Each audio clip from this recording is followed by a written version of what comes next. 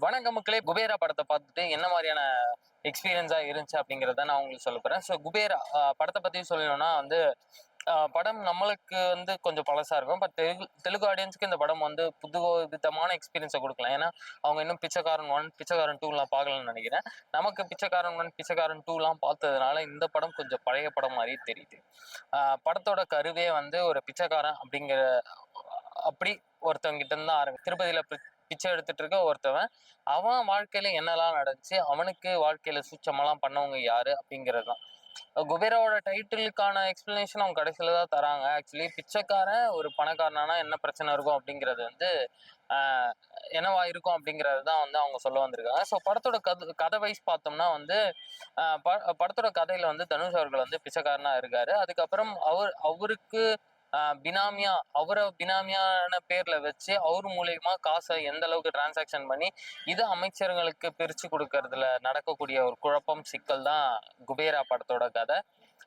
இதுல நிறைய பாலிடிக்ஸ் பேசியிருக்காங்க. ஆக்சுவலி நிறைய அரசியல் பேசியிருக்காங்க. அந்த அரசியல் எல்லாமே நம்ம நம்ம கண்ணுக்கு இன்னும் தென்படலை அப்படிங்கிறது தான் மேட்ரு. பட் நிறைய கூர்ந்து பார்த்தோம்னா இங்க இருக்க பிரச்சனையும் ஆந்திரால இருக்க பிரச்சனையும் ரெண்டுமே ஒன்னா தான் இருக்கு. எல்லாமே connect to the peoples. Common மேனுக்கு என்ன பிரச்சனைலாம் இருக்குமோ அது எல்லாமே வந்து எல்லாருக்குமே இருக்கு அப்படிங்கறது தான் வந்து சொல்ல வந்திருக்காங்க. ஸோ ஒட்டு மொத்தமா ஒருத்தன் கடன்காரனா இருக்கானா அதுக்கு என்ன காரணம்? ஒருத்தன் பணக்காரனா ஆயிட்டே போறான்றதுதான் காரணம். அப்படி ஒருத்தன் பணக்காரனா ஆயிட்டே போறதுக்கு வந்து இங்க என்ன மாதிரியான அரசியல் சப்போர்ட்லாம் இருக்கு, என்ன மாதிரியான பிரச்சனைகள்லாம் இருக்குன்றதெல்லாம் படத்துக்கு கண்ணு முன்னாடி படம் பாக்குற மாதிரியே இல்லை, ரொம்ப விஷுவலா வந்து கண்ணு முன்னாடி கொண்டு வந்து காமிச்சிருக்காங்க. பட் படம் ஃபர்ஸ்ட் ஹாஃபா வந்து கொஞ்சம் கதையை புரிய வைக்கணுன்றதுக்காக ரொம்ப நேரம் எடுத்த மாதிரி இருந்துச்சு. ஸோ ராஷ்மிகா மந்தனாவோட கேரக்டரைசேஷன் ரொம்ப சின்னதா இருக்க மாதிரி இருந்துச்சு.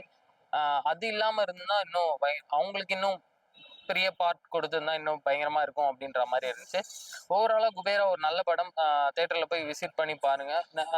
இது வந்து கமர்ஷியல் எலிமெண்ட் இல்லாம இது என்ன அரசியல் பேசியிருக்கு அப்படிங்கிற கண்ணோட்டத்துல பார்த்தா இந்த படம் ஒரு நல்ல படம். ஸோ குபேரா கண்டிப்பா தியேட்டர்ல போய் மஸ்ட் வாட்ச் பண்ணுங்க. தேங்க்யூ.